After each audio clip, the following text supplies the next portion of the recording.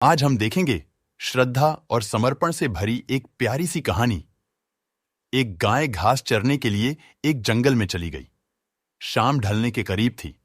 उसने देखा कि एक बाघ उसकी तरफ दबे पांव बढ़ रहा है। वह डर के मारे इधर उधर भागने लगी। वह बाघ भी उसके पीछे दौड़ने लगा। दौड़ते हुए गाय को सामने एक तालाब दिखाई दिया। घबराई हुई गाय उस तालाब के अंदर घुस गई। वह बाघ भी उसका पीछा करते हुए तालाब के अंदर घुस गया। तब उन्होंने देखा कि वह तालाब बहुत गहरा नहीं था। उसमें पानी कम था और वह कीचड़ से भरा हुआ था। उन दोनों के बीच की दूरी काफी कम हुई थी, लेकिन अब वह कुछ नहीं कर पा रहे थे। वह गाय उस कीचड़डाच के अंदर धीरे धीरे ढंसने लगी। वह बाघ भी उसके पास होते हुए भी उसे पकड़ नहीं सका। वह भी धीरे धीरे कीचड़ के अंदर ढंसने लगा।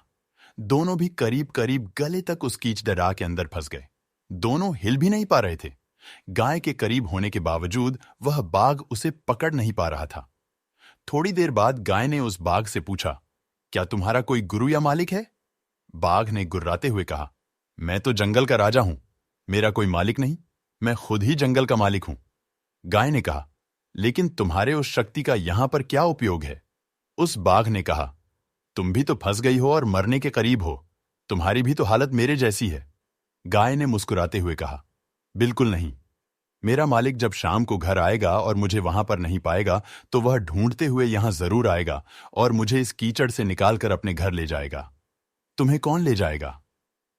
थोड़ी ही देर में सच में ही एक आदमी वहां पर आया और गाय को कीचड़ से निकालकर अपने घर ले गया।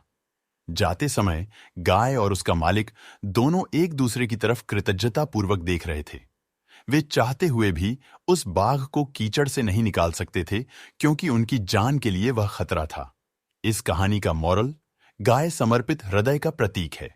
बाघ अहंकारी मन है और मालिक सद्गुरु का प्रतीक है। कीचड़ यह संसार है और यह संघर्ष अस्तित्व की लड़ाई है। किसी पर निर्भर नहीं होना अच्छी बात है, लेकिन उसकी अति नहीं होनी चाहिए। आपको किसी मित्र, किसी गुरु, किसी सहयोगी की हमेशा ही जरूरत होती है।